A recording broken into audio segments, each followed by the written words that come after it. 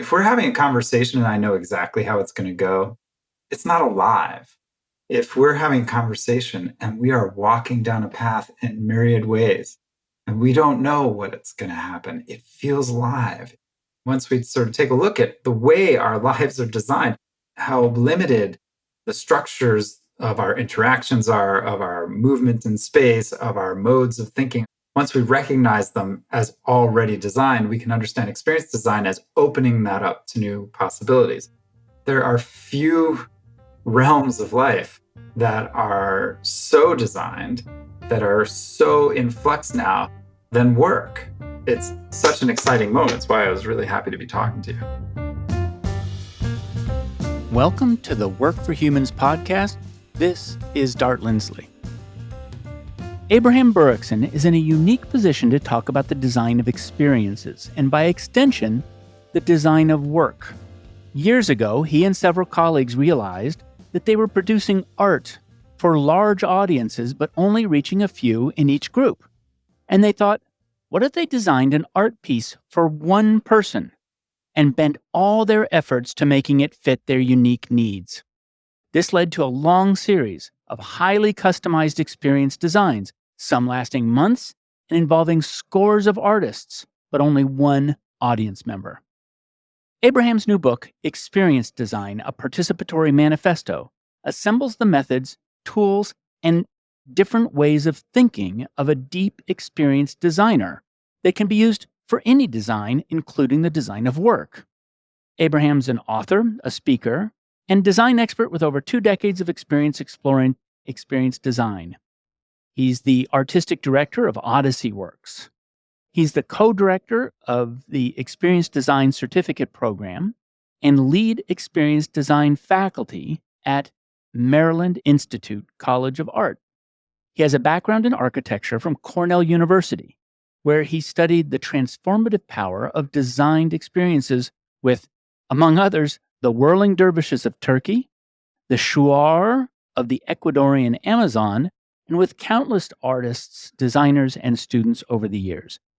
In this episode, Abraham and I talk about his design experience at Odyssey Works, how managers can implement design experiences at work, and companies as platforms for co-creating such experiences. We also discuss why experience is not totally designable, the experiences created by even static products, the origin stories and myths around organizations and how they affect experience, as well as other topics. If you enjoyed this episode, don't forget to subscribe wherever you listen to podcasts.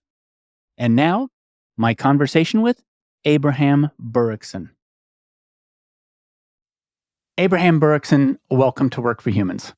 Oh, it's an absolute pleasure. On this podcast, we've been sort of walking a path. As we've moved forward, and this conversation has been happening in public, it's become increasingly clear that work and the experience of work is a design problem or a design opportunity. And the further we got into it, by talking to a lot of different people, we've had Joe Pine on the show, we've had Tio DeHaan, who I saw in some of the pictures in some of your videos, and a number of others. What we've realized is that the kind of design problem or opportunity is an experience design problem or opportunity. And that opens up a lot of questions about what that practice is. And a part of what it means is that every manager is an experienced designer or needs to be. And is that even possible for that to be the case? And how does one make that practical? And so you've recently written a book called Experience Design, a Participatory Manifesto, and you have a course offering in it. And I want to get into that, but I want to start off with one of your previous books and one of the things that you've talked about in the past, which is Odyssey Works. Because there's a way in which I see that as probably a platform for discovering many of the things that have gone into the book. So what is Odyssey Works? First I want to say, Dart, that I'm really excited to be talking to you because what you just said, what you've been discovering, that work is an experience design, is something that I'm incredibly interested in. This is a conversation I've been looking forward to having more. We don't have it enough. And I hope that perhaps in our conversation today, as we can draw a thread from this weird performance group that did experimental crazy stuff for 20 plus years. From there to what it is to design the experience of work to be not just more pleasant, but more meaningful. I hope we can draw that line in a way that makes sense, because it makes sense to me. And I think that if we put these together, something really beautiful can appear. And perhaps that's why I wrote the book, the most recent book. So Odyssey Works was founded in 2001. So it's a while ago now. And it was founded by myself and my dear friend Matthew Perdon. And it was based on a question. It was based on a question around art making.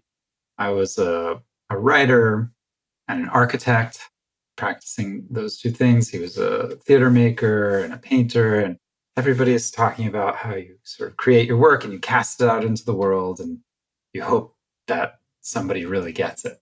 And it's this kind of wide net approach, and we don't really question it, but we often have these kind of off the cuff truisms like, well, if one person is changed by my work, then it was worth it. And so we were saying, well, what if we just made the work for that one person and let that one person be changed for it and not bother with all the other people who think it's not worthwhile? And that led us down a path.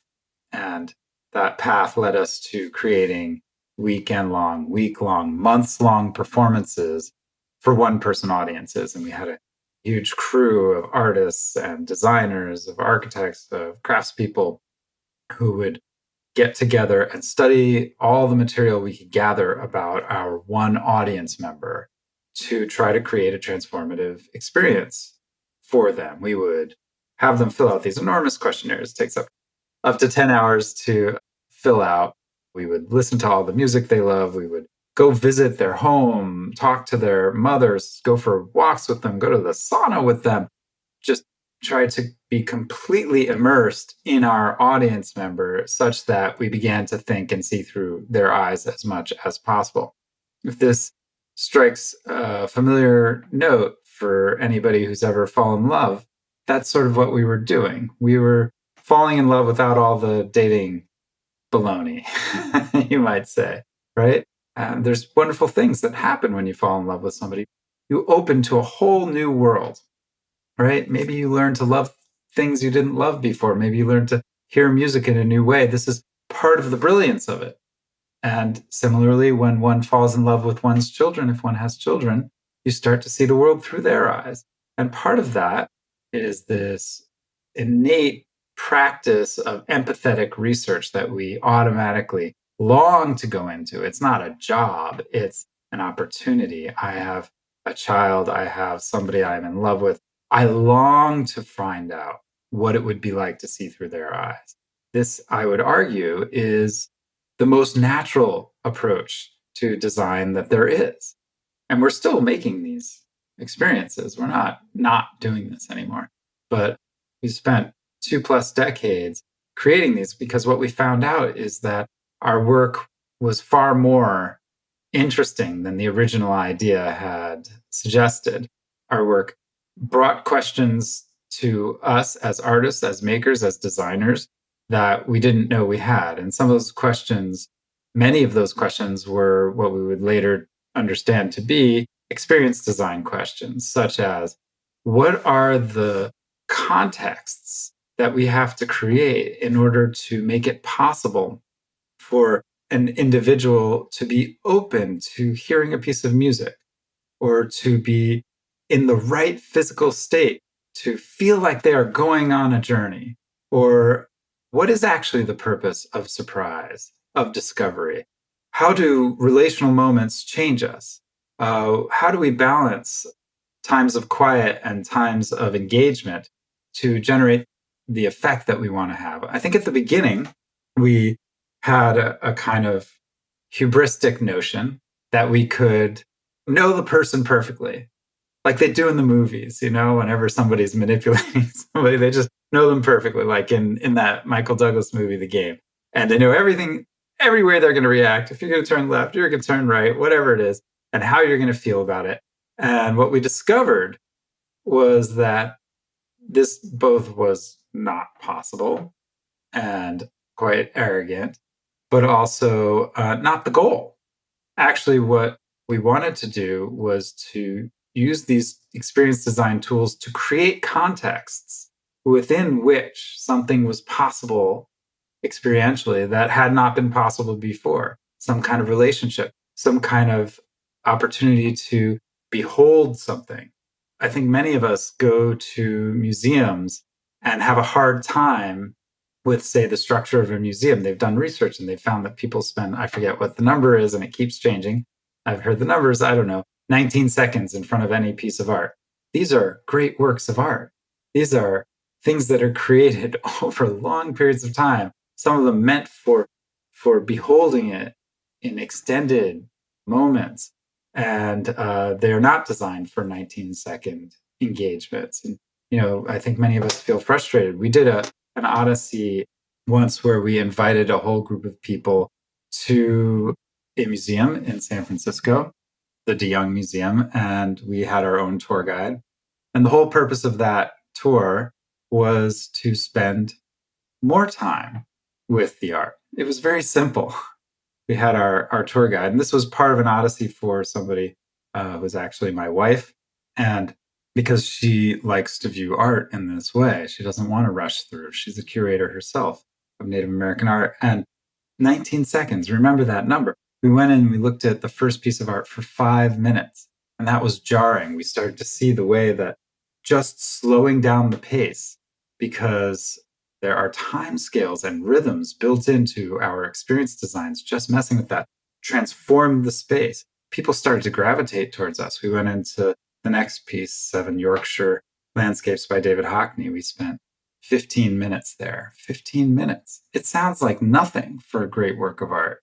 15 minutes. And we had come in with, 20 people, and we started accruing people. And by the end, we went to view this piece called Anti-Mass. And we were there for a half an hour, and we stood quietly, just taking it in. It was so jarring.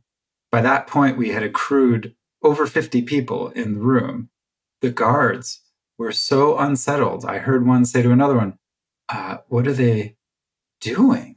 And the other one said, I don't know. I think they're looking at the art. It was ostensibly what a museum is for, but in a way, a redesign of the experience design of the world led by just this one performer who was not performing anything weird, but just changing the way that we engage with space and we engage with time so that we could have a totally different experience. It's revelatory when we do these things.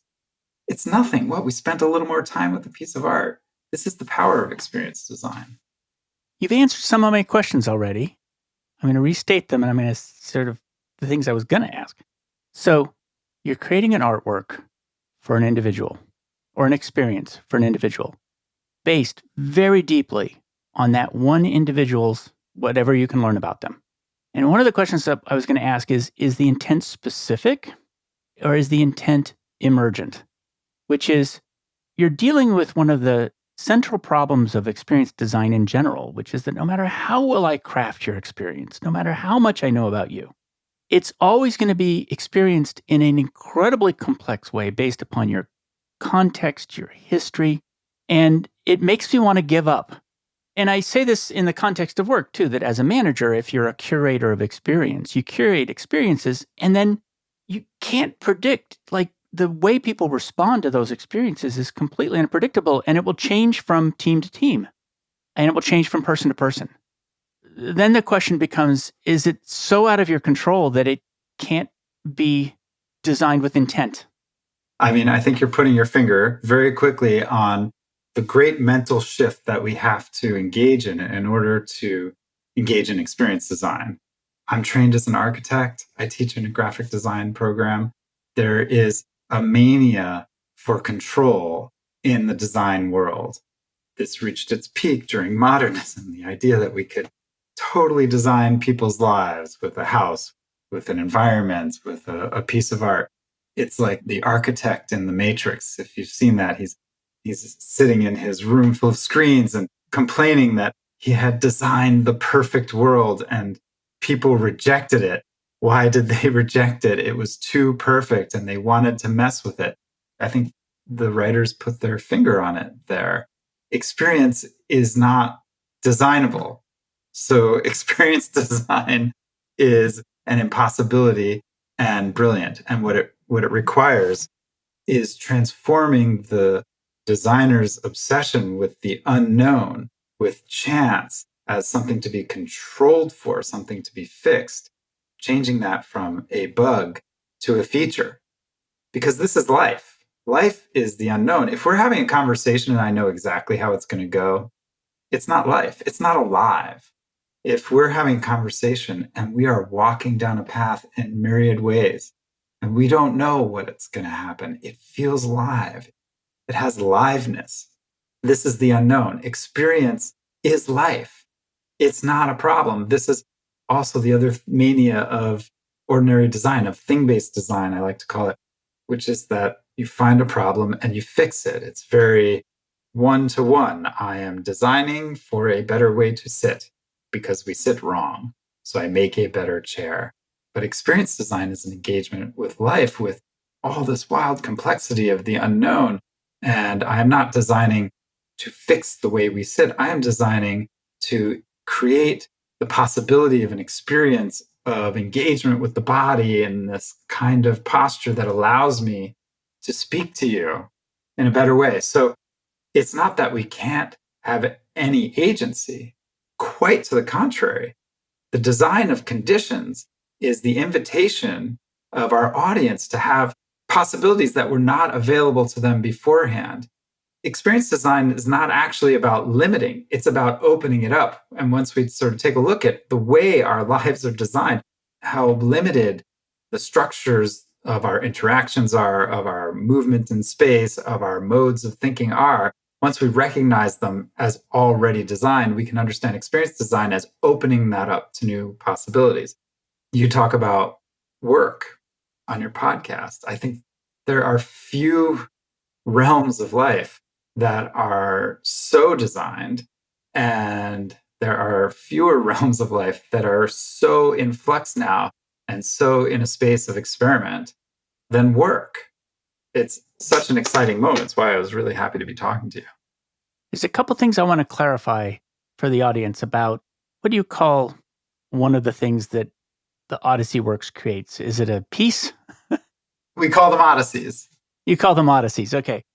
So there's one audience member. How many artists are generally involved? What's the range of number of artists and types in one Odyssey? It depends on the Odyssey. It depends. But we've had as few as 15 and as many as 100, depending on how you count it. One of the primary elements to creating an Odyssey is that it's an experience for everyone. It's not just for that one person. In fact, you might actually say, oh, that one person is just offering the gift of a world into which the rest of us can step, into which the rest of us can start to reflect. This is another kind of switch from ordinary theater or design or whatever it is. In ordinary design, you design your thing, you send it out into the world, and you go the other direction. In Odyssey Works, we would take the material and we didn't feel like we could genuinely create for somebody unless we were wrestling with the things they were wrestling with relative to ourselves, unless we were some way feeling we were in relationship to them. And yeah, it's a terrible business model. Right. But also it's interesting, right? That to go to an audience of one, you end up with an artist team of sometimes 100. It's like a switch. It's a complete flip. And what I imagine is these groups of artists together immersing themselves in what they've learned about this person. I imagine them collectively in a room talking through who this person really is and what they love and what they don't love and what their situation is. It seems like one of the most, Stacey Barton I had on the show, she does experience design for Disney for bespoke events. So one-time events that happen. And she said that all theater anyway has to be about the audience member. or the audience member will walk away. She's done a lot of street theater. And it seems to me that one of the most overwhelming experiences of this is simply being seen. And one of the most overwhelming experience of being the subject of an Odyssey is being attended to, independent of what the Odyssey is. You're nodding, but do your scripts evolve during the telling? Do you adapt along the way to things that are happening? Yeah, I think the answer is yes. And we don't exactly work with scripts. Our primary mode of structuring what we do is the diagram. And this is because the script is based on a particular tradition, filmmaking, theater, which traditionally doesn't have the interactive live component. We use scripts, we use storyboards sometimes, but we find that working with diagrams helps us determine for ourselves what the experiential aim is first. So we say, oh, we really want this person to have ultimately a sense of freedom, let's say. This is the goal here.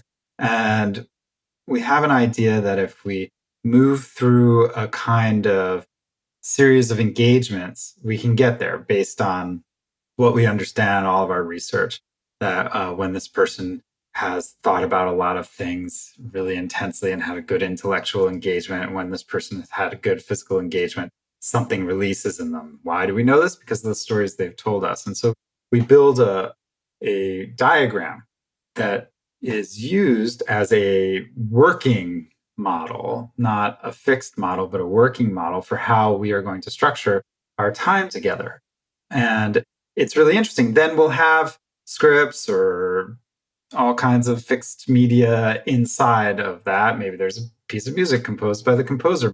Maybe as our participant is riding the subway, two people who happen to be on the same train car walk up beside him and hang from the hold on to the bar above and start having a conversation that is seeding a bunch of information that that's all very scripted. But the beauty of the diagram is that we can share it with everybody. We can graphically communicate quite clearly what it is that we're trying to do in such a way that everybody is responsible to that before they're responsible to the minutiae of their particular scene. So I'm thinking about this one performance from 2012 where we were working with this person who was very smart, and we went through all these kind of intellectual fun engagements, and then we'd all agreed after a week together of thinking and talking and dreaming about the person that we wanted him to walk 10 miles carrying a rock. And there was more narratively to this, more reason for this, but then we did this, right? And so he has this long adventure built around the sort of myth of Sisyphus, which these people on the subway are telling each other. And he's dropped off at the top of Manhattan, and he's given an address, and he walks to the bottom of Manhattan. And it's a hot day, and he has all kinds of adventures just on his way there. And then he meets me. And I have a scene worked out. It's not necessarily scripted word for word because I work mostly in improvisation, but it's structured. And it has an aim to kind of structure a kind of conversation around a question that we had for him. And when he showed up, in order to transition him to the next scene where he'll be kidnapped and wake up in an entirely new life out of the city, we wanted him to be ready for this kind of transformational moment. And so I was going to bring up these topics. And he shows up in this little house that we had inside of a park in the East Village. And I was all ready to go with this.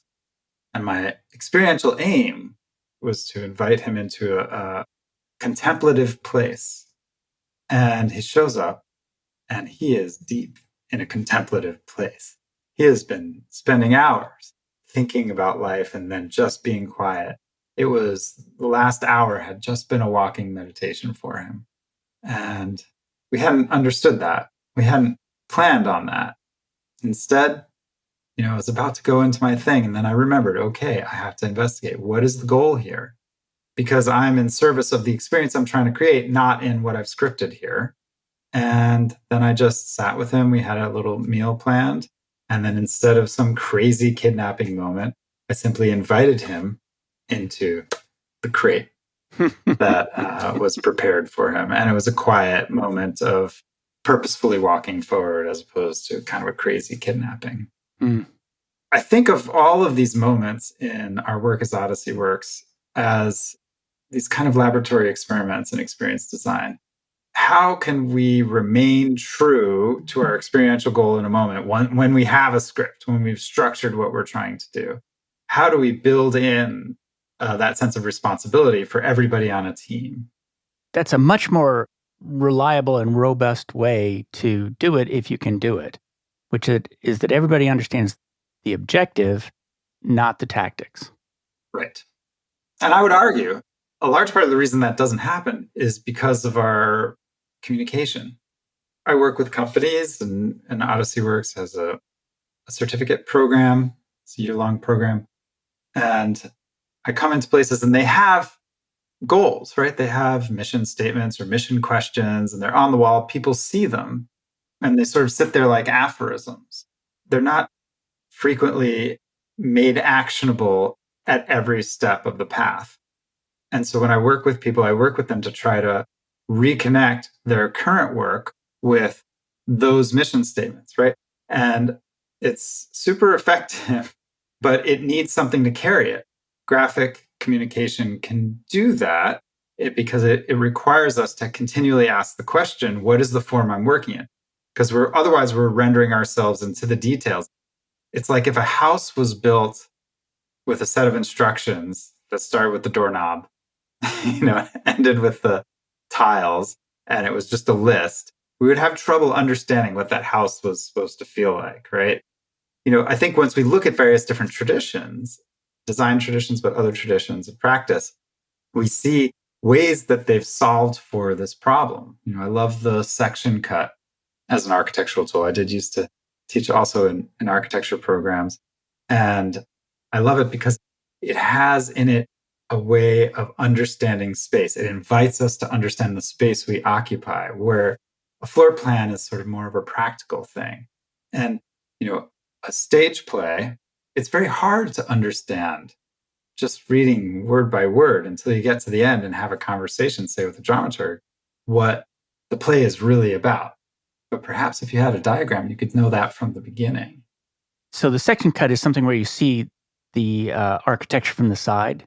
Is that what it is? Mm-hmm. It's a lot more like the first-person experience of somebody in that space, as opposed to the God's eye view of somebody thinking about that space. Exactly. The kind of God's eye view that creates cities like Brasilia, for instance, that are completely uninhabitable, or, Corbusier. Did I say that right? Corbusier, yeah. Who had these intellectual ideas of what a building should be, but not what the first-person experience of somebody living in that building might be. Yeah, I took a pilgrimage to Brasilia. I don't know if you've it's on my list because I want to go look at it. Yeah, it's in the middle of nowhere, which I guess was kind of the point. And I love modernist architecture. I love how beautiful and experimental it is. It's so exciting. And I went there, having seen the pictures, and I walked the center city. And it was a terrible experience because they sort of didn't care about the human body in motion, right? It was all about the car in motion.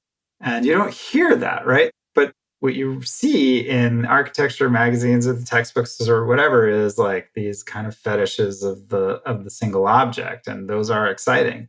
But the primary experience, the embodied experience, is of being a lone body on the highway going from point to point, which is not good, right? Yeah. Okay, that's a really good analogy. So I have a piece called The Origin of the Work for Humans philosophy. And what it came from originally was some friends and I climbed the Golden Gate Bridge. We climbed up one of the long strands that goes up to the top. And what I experienced there was an object designed by humans, but not for humans.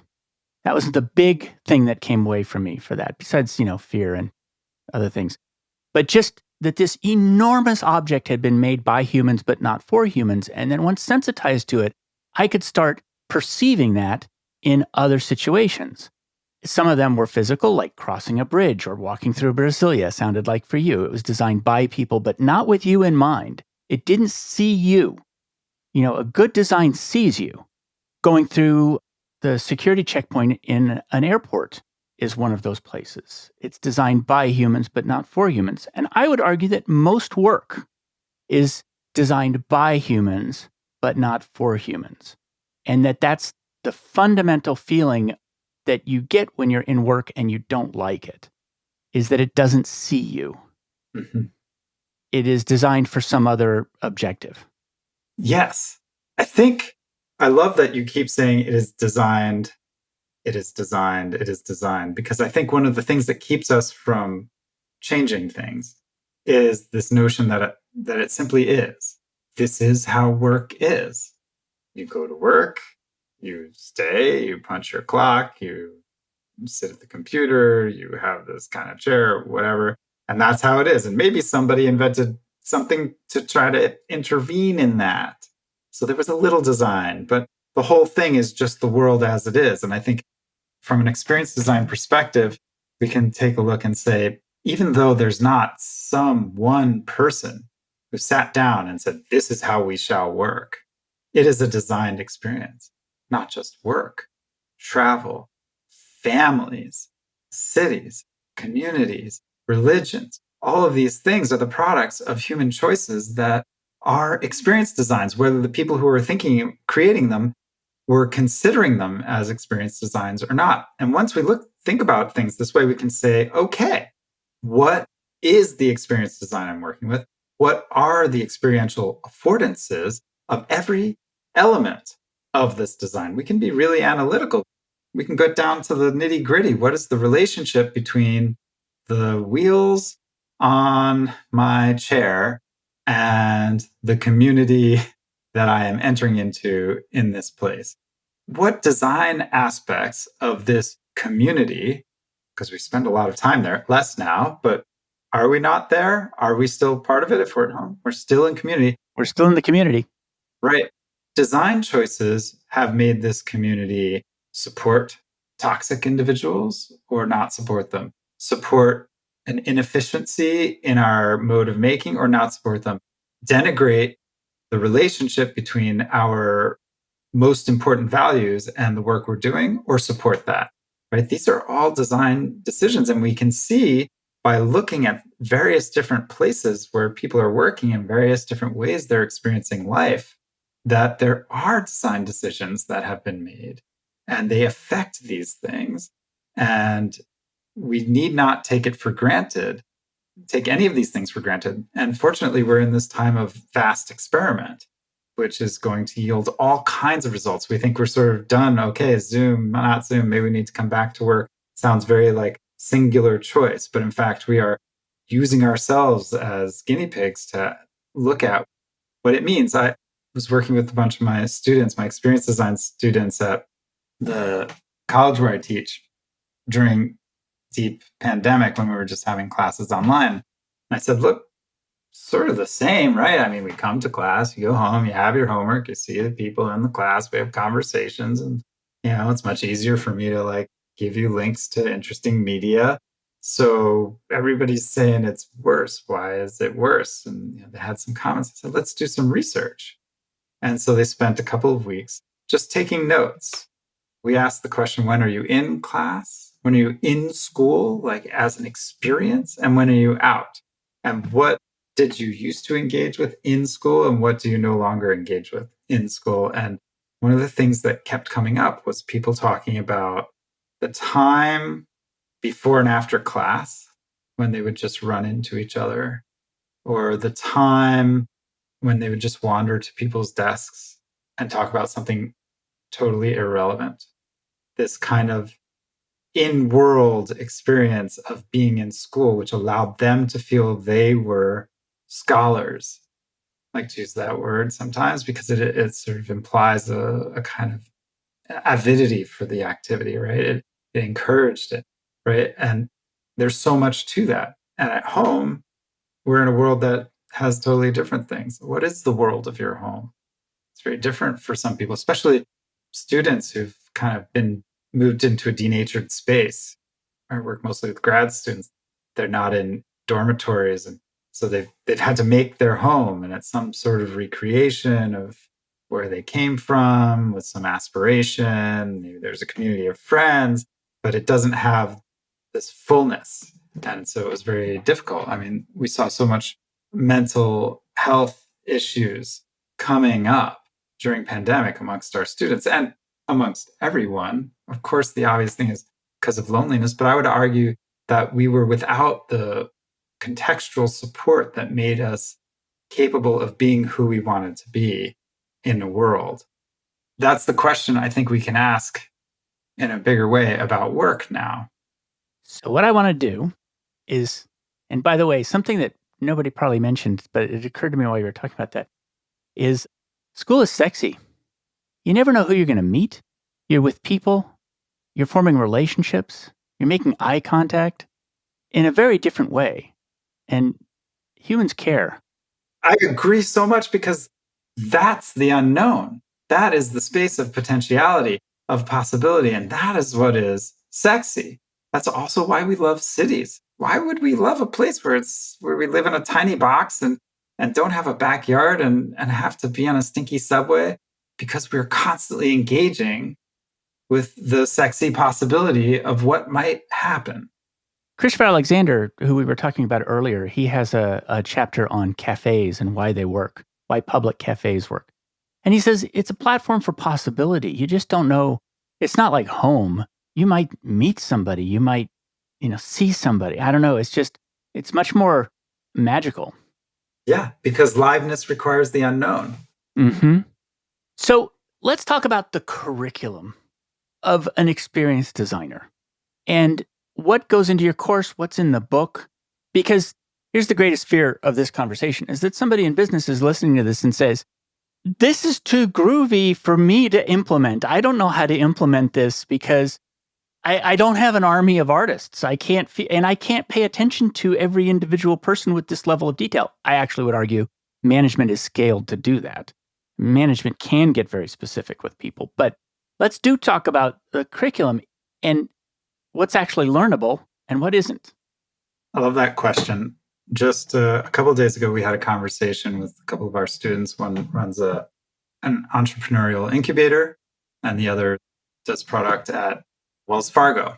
And we were talking about the questions of, how do you engage these ideas at scale?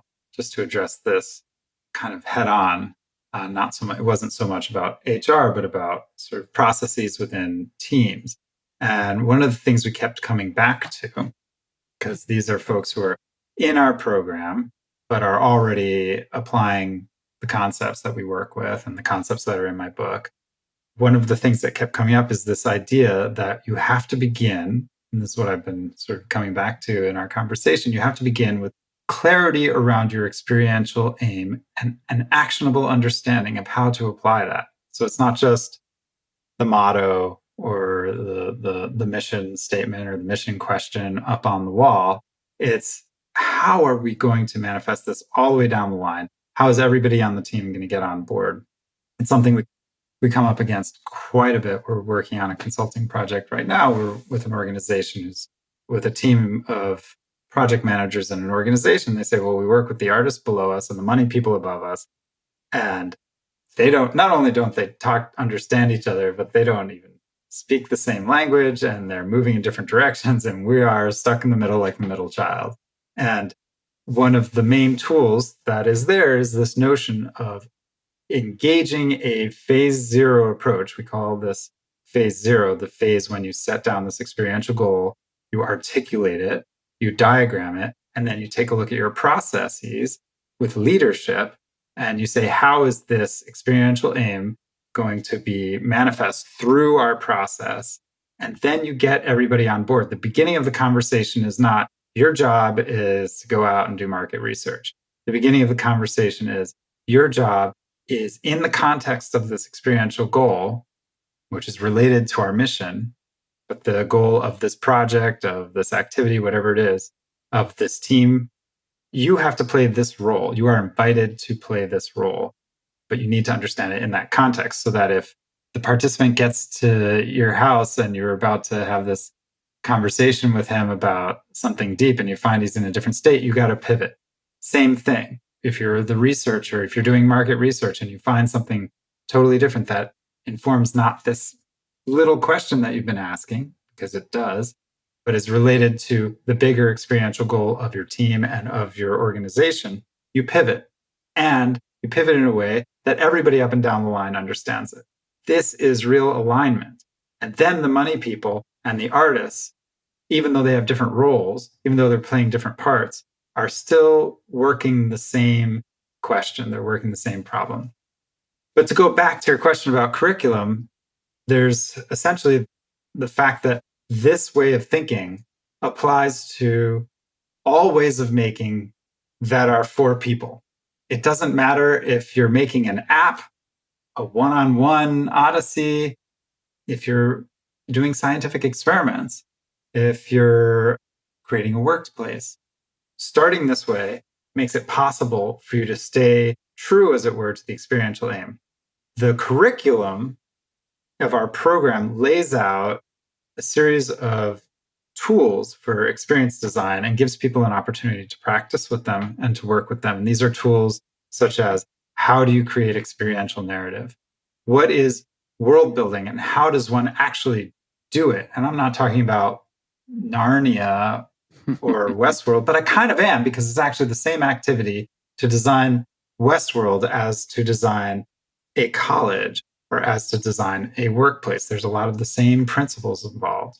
What are the tools of relationality, of engaging with the unknown, of structuring the potential for people's attention to move in particular ways that can be applied across fields? And we have artists and we have bankers and entrepreneurs and scientists and engineers, all kinds of people. And that is by, pardon the word again, design, because experience design wants to be inherently interdisciplinary.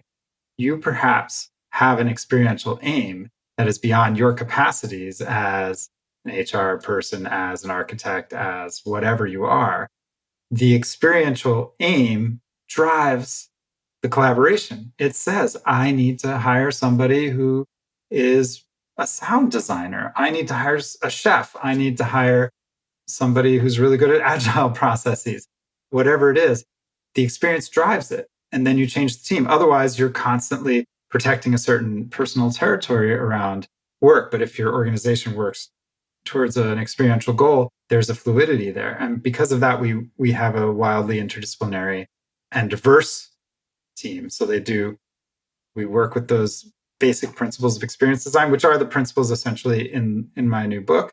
And then they go off and do lived research, because you need to live experiences. That doesn't mean you don't do research. We have people read books, they ask a question, right? It's sort of this process in miniature. What do you want to know? What do you want to discover? Read the books, talk to the people, and go out and do the things, but do them with the question clear in mind. And then they come back, they use their learnings to push the field forward, and then to develop a proposal for a final project, which is where our students in this current cohort are now. They're tearing their hair out a little bit because that project gets presented publicly in New York in November. So those are the three stages. It's essentially a master's program or an MFA, maybe a 3-year MFA squished down into a single year. So, first of all, there's one thing that you pointed out in one of your TED Talks that is different from something that we've talked about on the podcast before, which is Joe Pine describes the progression of economic value. And it starts off with goods, and then it goes to products, and then it goes to services, and then it goes to experiences, and then it goes to transformations. And that he sees the whole economy moving in that direction. But one of the things in your TED Talk that I thought was fundamentally different is that you see products, static products like this pen I'm holding in my hand, as being an experience, as invoking an experience. And that the experience of the product is in there, right? You show a picture of a whole wall of spoons, just different kinds of spoons.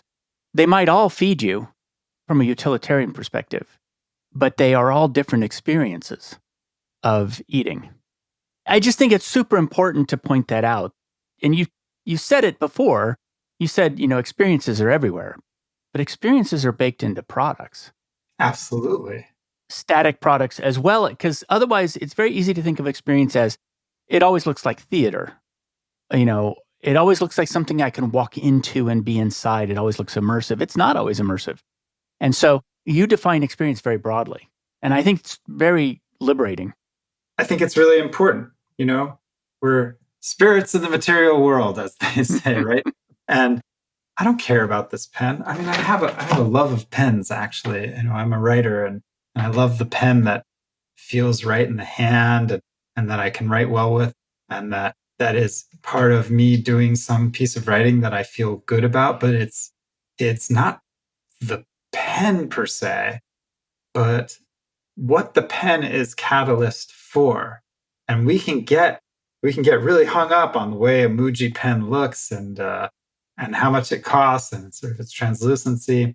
But I would argue that the reason we love it is because it suggests a possible experience, a way of engaging that we like, and perhaps it facilitates that. Anything that we make, we can understand as an experience. And if we do understand it as an experience, we're asking the question, not is this the best iPhone, but how is this object impacting my life, my community, the culture at large, my work, my quiet time, and what is its role there? And are my design decisions about this iPhone? I did not design the iPhone. Are these design decisions serving those aims?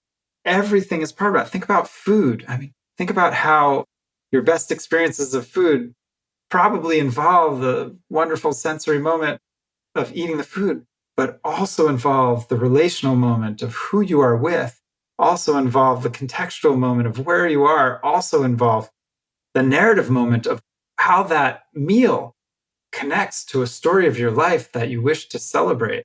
These things happen inside of they are parts of an experience design. I think no matter what we make, we can start thinking about it as a part of an experience and a part of a context. That requires, of course, a little bit of letting go of control, because it's just a part. And not only is it just a part, it's a part that perhaps facilitates an experience, but does not control it. It has experiential affordances, but those affordances aren't as tight as perhaps design affordances are in our minds, and this kind of traditional notion of thinking about it.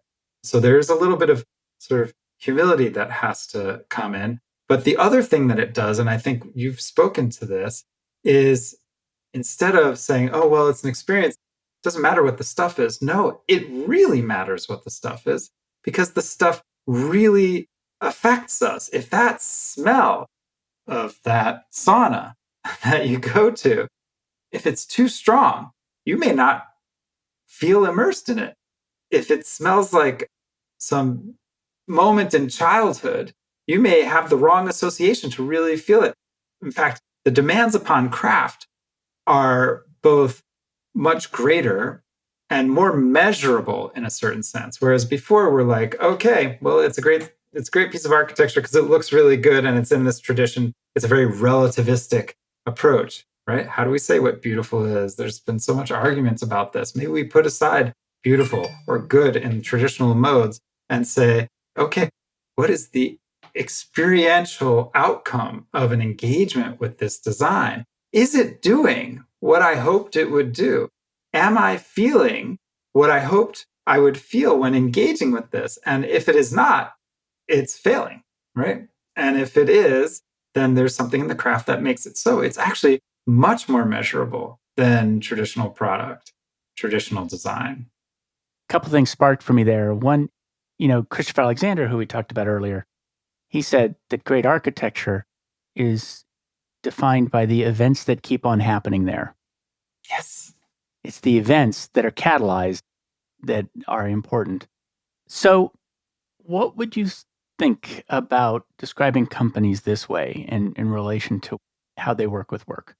Which is that they are actually a platform for a co-creation of experience. As opposed to delivering experience to you, here it is, it's in a package, it's for you. It's much more, We're going to have a palette for you. We're going to create a platform within which you have range of motion to co-create experience as somebody working there. Absolutely. Right. And we can think of a company or an organization as creating possibilities of ways of being, both internally and externally. We are having impact on the world. And we are having impact by somehow putting something out into the world. And we are having impact by gathering small, medium, enormous numbers of people together around a particular experiential aim. What if all those people were really aligned? Not just because work means you got to get up and go to work, which is true to a certain extent, but because there is a certain experiential aim, which may be sort of broadly defined, may be an open question, maybe a collective exploration that we are engaged in together. I think you hear about small groups of people changing the world, right? There's sort of this logarithmic power when people get together, their power multiplies and they can do so much more. Real collaboration is both, of course, incredibly challenging, but also incredibly powerful. And when those people get together around the same aim, there's energy there. And there's the possibility of changing the internal world and the external world.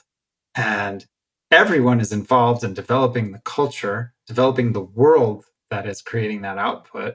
But the people in charge are absolutely, first and foremost, world builders. They are experience designers.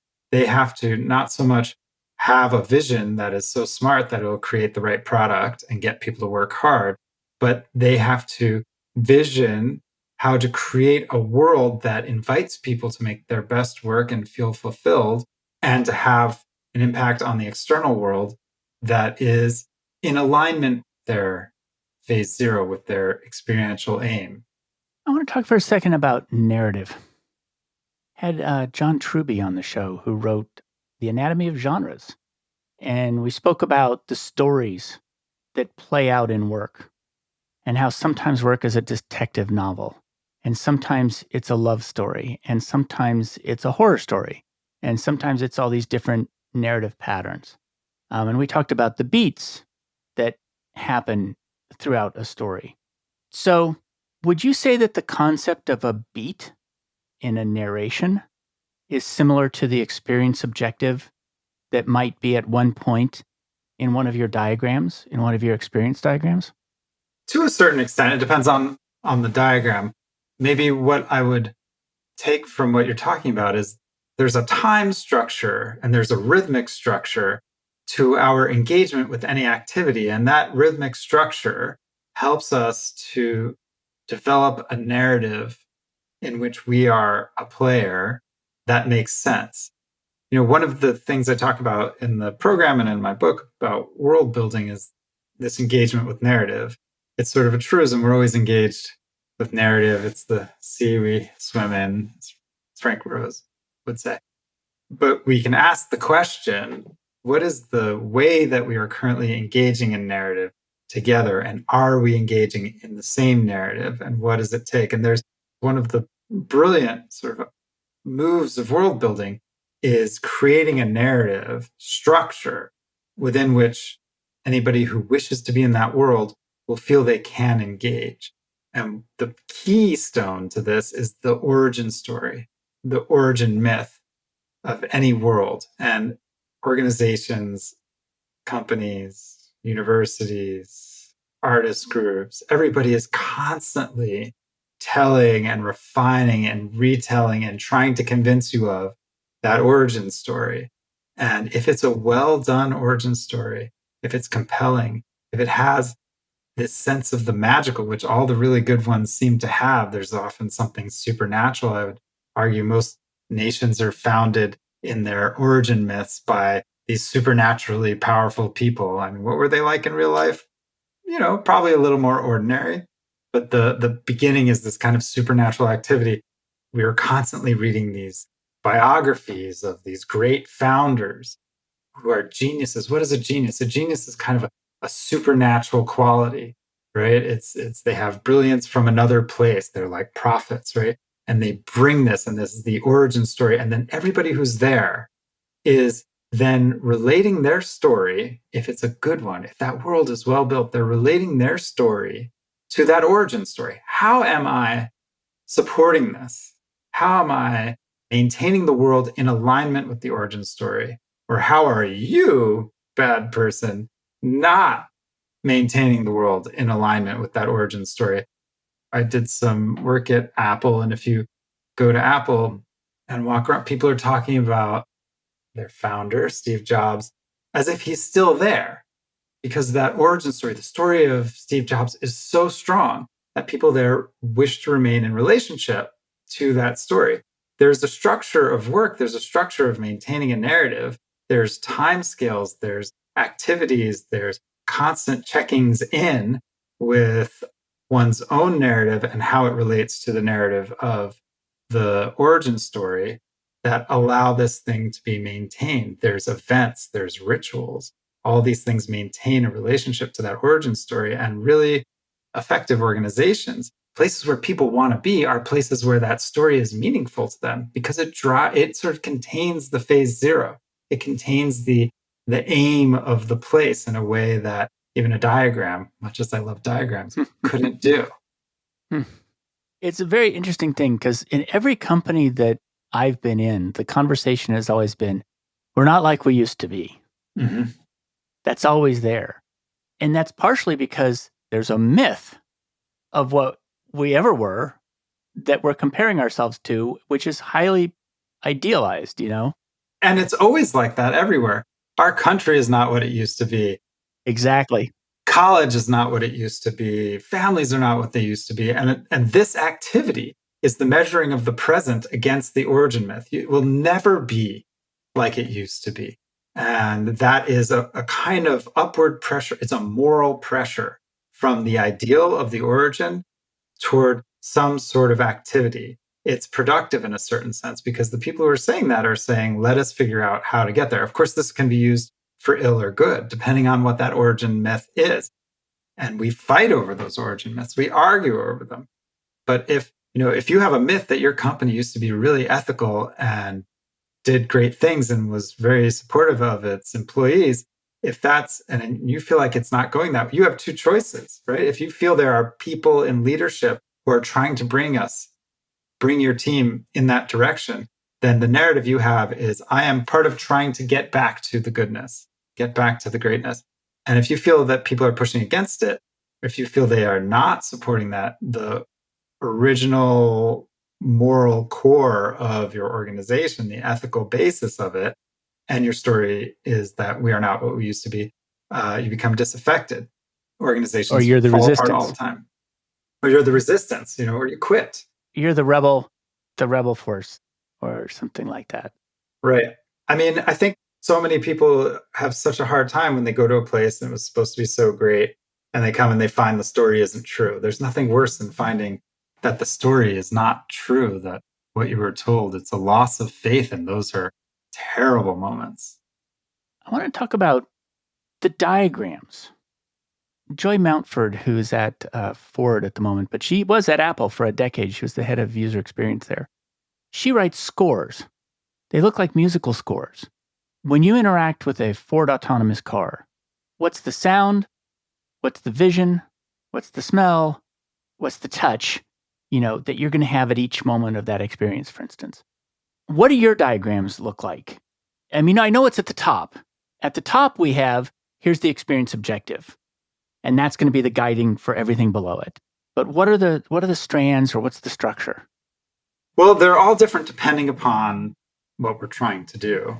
So if that sounds like a cop-out, perhaps it is. But I can describe sort of a simpler one that in our Odyssey Works experiences that we've come back to, which is essentially a graph on an XY axis where we're plotting two things against each other. It's a time-based experience. So we start from zero, we move to the end from left to right. And then we have the y-axis up and down. And then we're measuring two things against each other, or we're measuring one thing in the positive and the negative. like a physically engaged experience and an intellectually engaged experience. So at the top was intellectual, bottom was physical. And then we look at all these pieces and we first draw an arc. We draw this arc and we say, this is the arc of movement from the intellectual to the physical to something else that we want to get through. This is the main experiential through line that everything else needs to hang off of. And then we start filling in underneath that arc. There's an arc on the top, actually, for the intellectual, and an arc on the bottom for the physical. And so some things go really high and some things go really low. And we sort of build out these little boxes for the various different scenes, sort of like touch points as we move along. They're somewhat to scale, but you can see where they are. And then we start layering other parameters on top of that. Like what is the pace of this scene? How fast moving, how slow moving is it? Or perhaps we'll layer on that.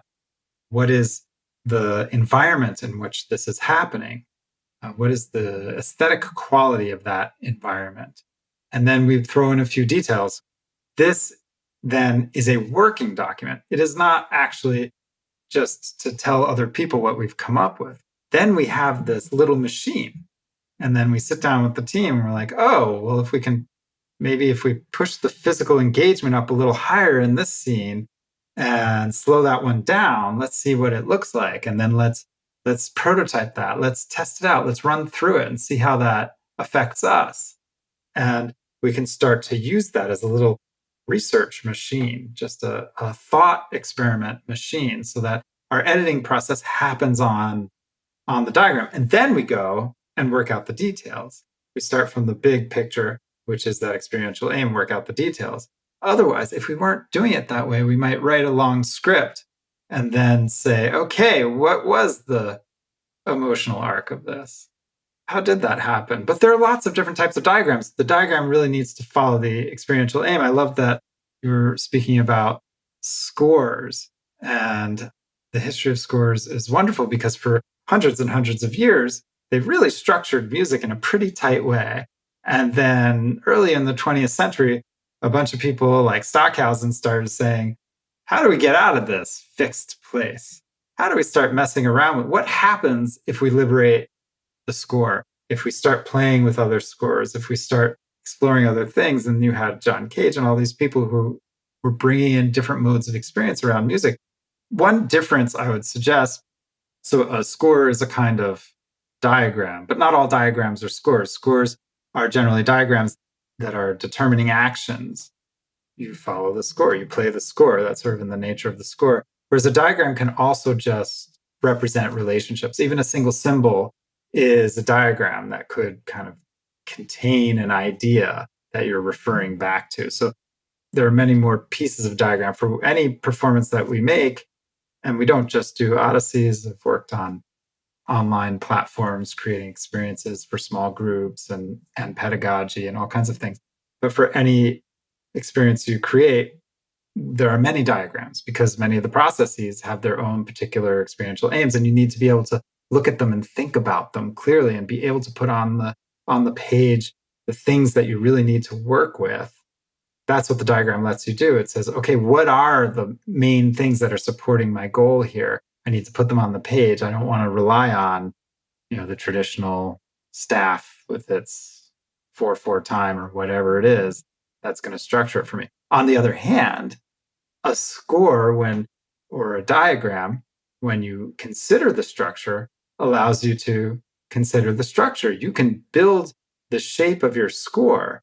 You can build your notational system to structure things intentionally, not by default, but intentionally. Say you want things to happen again and again. What is the shape? Something circular. Maybe you want things to happen again and again, but in increasing intervals. Spiral. There are all kinds of tools innate to the score, innate to the diagram, that help us intentionally structure the rhythms of our experience and the relationships that are essential to those experiences. I design multi-day facilitated analytical sessions. So a lot of them, we're going to figure out some problem together, and it's going to be a strategic plan or it's going to be something else, but it requires a lot of analysis. And so we create something that looks sort of like it's a schedule for what's going to happen, but we have a column for how's this going to feel? How's it natively going to feel? And how do we want it to feel? Because there's a native feeling that everybody right here is going to be confused. We just know that because that's what always happens in the middle of a large analytical piece of work is that everybody gets confused. And what we need to do right there is make them feel okay about that. And so what we'll say is, you know what, right now, let's call it out on the table. This is a confusing part of this meeting. And that's okay. That's where we're supposed to be right now. And everybody's cortisol goes down. And so I can see how this becomes very practical. And I can also see how once you've done it a few times with a diagram, you start to become much more instinctive and able to ask yourself the question in the moment, what's the feeling that's going on here? What's the experience that's happening? And improvise off of it. Right, because you know what you're trying for, right? And then you can improvise much better. We're going to get meta on this question. The question I usually ask is, what job do you hire your job to do for you? Classic design question, but the reason I want to get meta is it's the utilitarian version of a product, which is a product is for getting something done. And so asking that question about you and your work, I want to ask the question and then I want to say, is that the right question for an experienced designer? I mean, it's such an experienced design question, isn't it? I mean, I think this notion of setting out your experiential aim, which may be like your mission statement or your mission question, is aligned with the question of what do I want to do with my life? What am I here for? We don't really take the time to ask. It's why we call it phase zero, because we always start with phase one, right? And I'm an architect, so we go to, right? We always start a little bit too late. What do I want to do with my life that is aligned with my deepest values? And if I can ask that question in such a way that it permutes all the way down through my activities, this is asking a lot, I know. But the question you've just asked is that question to me, unless I'm misreading it. No, that's it. Sometimes people answer the question in a very practical, sort of like, I hire my job to make money. And then you say why, and they say to take care of my family. There's lots of reasons why people earn money. And so you dig down deeper into it. But then there are these larger things to see other people shine. There's many different answers to this question. How would you answer it for yourself? Well, right now, my job is representing these ideas, both in our certificate program, in this book that I've just written, and in conversations like these, because I believe that we need better tools. And I feel that part of the job that I need to do is to offer people what I can to deal with these enormous problems we're facing. I don't think that experience design is actually about having a fun weekend at an immersive environment. I think that having a fun weekend at an immersive environment is a piece of a bigger question about how do we reconceptualize our way of being, our way of living. How do we transform not these little design decisions, but the bigger context in which we are active? How do we change our world? Because I feel we are in a pessimistic time, Dart. I feel that we are facing nearly insuperable looking problems. I feel those myself. And yet, design is inherently optimistic or cynical. It can be optimistic or cynical. And I believe if you're taking the optimistic route, you have to say, well, if I believe something can be better, perhaps the way we've been doing things is not right. I think we need to change the way we're doing things so we can address these larger problems, so we can change our world. This is the job I want my job to do. I want to put these out into the world. I didn't always know that. I didn't know that creating these experiences for one-person audiences was research for this. But now I understand it to be that. I think we can use these tools in ways that people have been using them for centuries.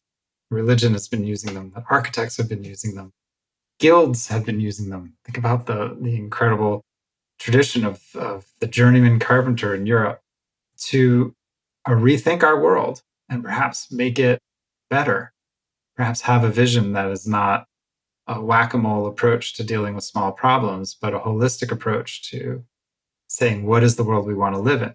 If I can offer anything in that direction, I hope my job helps me do that. What does it cost you? Well, I have to do a lot of talking. I have to stay up late writing. I've got these young kids and they just take up all my time. So I end up, writing at 2 a.m. when some kid wakes me up. I'm like, well, here's my chance. I can write that thing. And so it's been a bit of burning the candle at both ends, Dart. Yeah. There's been a bit of that. That is the first thing that comes to mind. I think most parents of young children would probably say that. I feel it's amplified by pushing against the wish to just stop.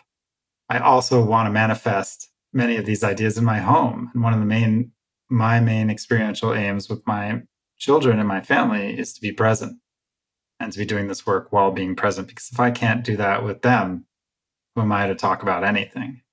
I had Don Norman on the show, and I asked him that question, and he said relationship with his family was the greatest cost. So that's what you're working on as your experiential aim in the home. Yeah, if I can't represent it, if I can't manifest it in my own life, I don't deserve to talk about it. Where can people learn more about your work? Well, I would love to send everybody to our website, which is owprograms.com, which talks all about the certificate program. And my book, Experience Design, a Participatory Manifesto, is coming out on October 24th from Yale University Press, and you can get that wherever you get books. Amazon is fine. And then just get on our mailing list. I have a newsletter where I talk about ideas of experience design. It's bi-weekly or monthly, depending on how things are going. And I try to relate experience design ideas to bigger ideas that you might not ordinarily associate them with. I talk about politics. I talk about immersive theater. I talk about family, all kinds of things. When you start digging into it, there's experience design learnings all over the place. I think it's a really interesting time, Dart. I think we're at an inflection point. Where can somebody find your newsletter? At abrahamburickson.com. And I have a virtual walk that you can take with me there, which is kind of fun. I wish I could go for a walk with everybody, but I created this to make a kind of piece of that possible. Thank you very much for coming on the show. This has been fascinating, and I've really enjoyed it.